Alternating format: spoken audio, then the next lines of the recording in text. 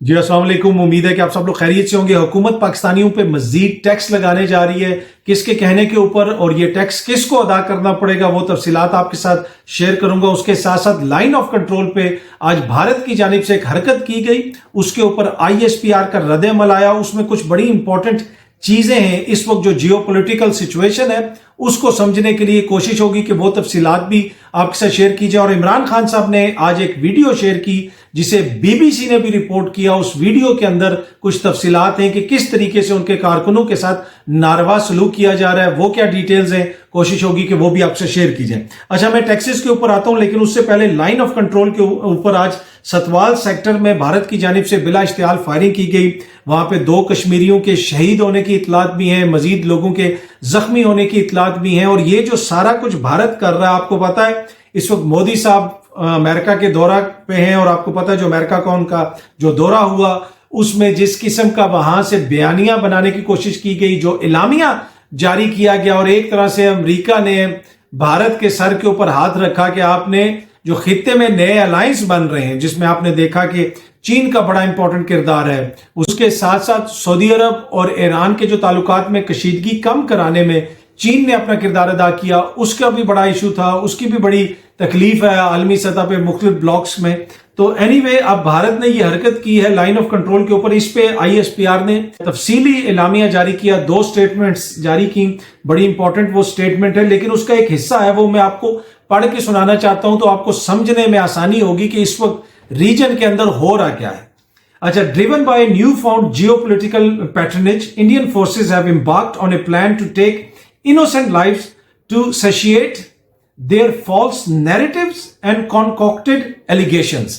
یہ بڑا امپورٹنٹ جو ہے، یہ جو 2-3 لائنیں ہیں جو ISPR کے اعلامیے میں کہ driven by newfound geopolitical patronage، یہ جو نئے ان کے کوئی آقا ان کو مل گئے ہیں جیو پولیٹیکلی، جنہوں نے ان کے سر کے اوپر ہاتھ رکھ لیا ہے، اس سر کے اوپر جب سے ان کے ہاتھ آیا ہے اس کے بعد جناب انہوں نے یہ حرکت کی ہے، اور خطے کے اندر وہ یہ مسائل پیدا کرنا چاہتے ہیں، اور اپنی یہ جو ایلیگیشنز ہیں، جھوٹے الزامات ہیں پاکستان کے اوپر، ان کی تسکین کے لیے جناب انہوں نے یہ کارروائی کی اور عام شہریوں کو نشانہ بنایا۔ باقی اس میں ISPR کا اور بھی رد عمل ہے کہ جناب یہ بلا اشتعال فائرنگ کی گئی، اور کافی اس میں تفصیلات ہیں، اور جب بھی اس طرح کے واقعات وہاں پہ ہوتے ہیں آگے سے پاکستان بھی رد عمل دیتا ہے۔ لیکن یہ سمجھنے کی چیز ہے کہ اس وقت خطے کے اندر ہو رہا کیا ہے، کہ بھارت کو نیا کون سا، کس نے ان کے سر کے اوپر ہاتھ رکھ دیا، کس نے ان کو ہلا شیری دے دی ہے کہ جناب جائیں آپ یہ کریں، چین کے ساتھ بھی یہ کریں، اور چین کے جو اتحادی ہیں ان کے ساتھ بھی یہ کریں۔ تو جو مودی صاحب کا دورہ ہے اس کو آپ دیکھیں تو آپ کو سمجھنے میں آسانی ہوگی۔ وہاں سے جس قسم کا اعلامیہ جاری کیا گیا، وہ ملک جہاں پہ مائنورٹیز کے ساتھ جو ہو رہا ہے عالمی سطح پہ جو ہے اس کی رپورٹس ہو رہی ہیں، سب کچھ سامنے آ رہا ہے۔ اس ملک کو جس قسم کی وہاں پہ مطلب کہ وہاں پہ لوگوں کے تحفظات ہیں، انسانی حقوق کے حوالے سے تحفظات ہیں، اس کا کوئی ذکر نہیں ہوا۔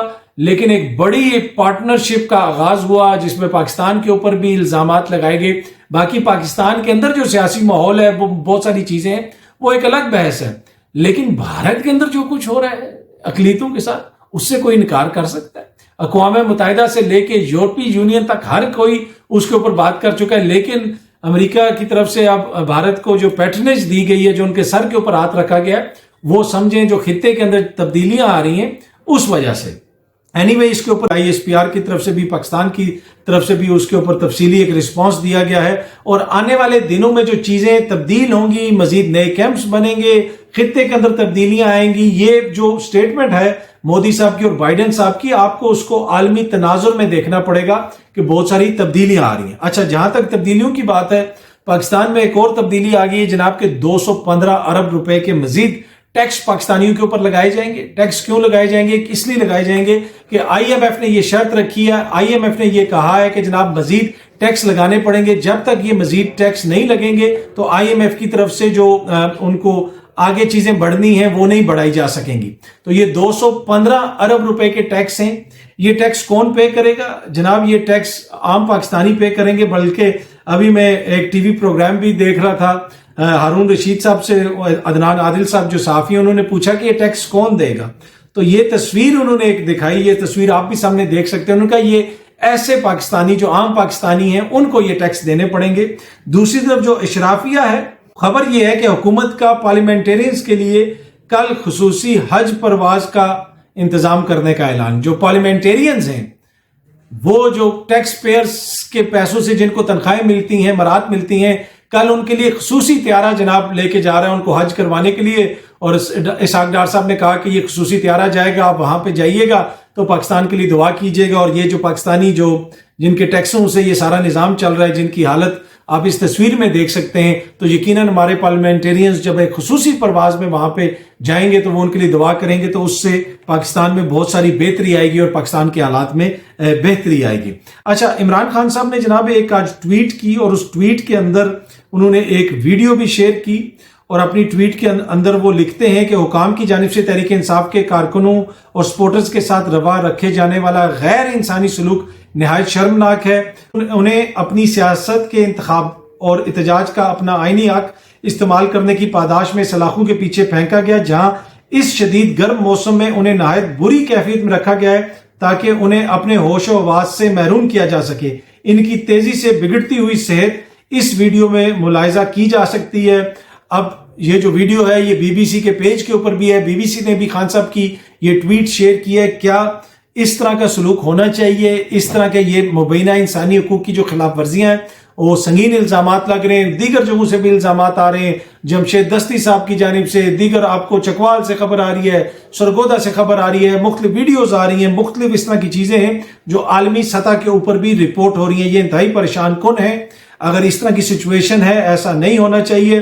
بی بی سی بھی اپنی رپورٹ میں لکھتا ہے کہ سیاسی کارکنان کو شدید گرم موسم میں نہایت بری کیفیت میں رکھا گیا ہے. عمران خان نے ویڈیو شیئر کر دی. چیئرمین تحریک انصاف عمران خان نے اپنی ایک ٹویٹ میں کہا ہے کہ، اور پھر انہوں نے وہ ٹویٹ کی تفصیلات جو ہے وہ ساری شیئر کی ہیں، تو اس کو عالمی میڈیا بھی رپورٹ کر رہا ہے. ٹھیک ہے، اگر کسی شخص نے قانون توڑا ہے، آئین توڑا ہے، اس کے ساتھ آئین اور قانون کے مطابق سلوک ہونا چاہیے. لیکن اس قسم کی جو صورتحال ہے وہ انتہائی پریشان کن بھی ہے اور مایوس کن بھی ہے کہ جناب ایک ایسے دور میں جب 13-14 جمہوری جماعتوں کی حکومت ہے، آپ سیاسی مخالفین کے ساتھ اس قسم کا سلوک کر رہے ہیں. باقی جو خطے کے اندر ہو رہا ہے، کیا اس کو ہم سمجھ رہے ہیں؟ کیا ہم دیکھ رہے ہیں کہ چیزیں کس طرف جا رہی ہیں؟ اس کو چینج کرنے کے لیے ہم کچھ کر رہے ہیں؟ ہم کوئی پلاننگ کر رہے ہیں؟ ہم تو اپنے ہی سیاسی اس میں پھنسے ہوئے ہیں. دوسری طرف بھارت کو جو نیا اس کے سر کے اوپر ہاتھ رکھ دیا گیا ہے، اس میں بھی آنے والے دنوں میں آپ دیکھیں گے کہ بہت ساری چیزیں آئیں گی.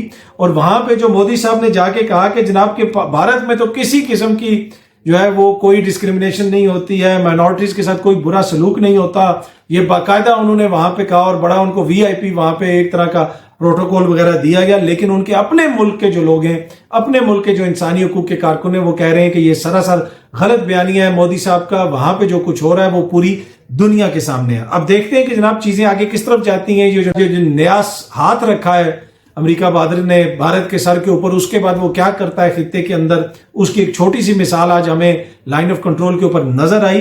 تو ہمیں بھی سوچنے کی ضرورت ہے کہ آنے والے دنوں میں ہم نے اپنی سفارتکاری کس طرح کرنی ہے، پاکستان کا مقدمہ کس طرح لڑنا ہے، اس میں کس کا کیا کردار ہوگا، اور ہم آپس کی سیاسی جنگیں لڑتے رہیں گے یا پاکستان کے لیے کوئی لانگ ٹرم ایک خارجہ پالیسی بنائیں گے، کوئی لانگ ٹرم ایسی چیز بنائیں گے، معاشی پالیسیاں ایسے بنائیں گے کہ آئی ایم ایف ہمیں نہ بتائے کہ جناب 200 ارب روپے کے مزید ٹیکس لگا دو تو پھر ہم جو ہے آپ کو رقم دیں گے. اس صورتحال سے ہم نکل سکیں گے. تو یہ بڑا سوچنے کا جسے آپ کہہ سکتے ہیں ایک مقام بھی ہے اور ضرورت بھی ہے. اس حوالے سے دیکھتے ہیں حکومت چیزوں کو آگے کس طرف لے کے جاتی ہے. بہت جلد آپ سے دوبارہ ملاقات ہوگی. Thank you so much.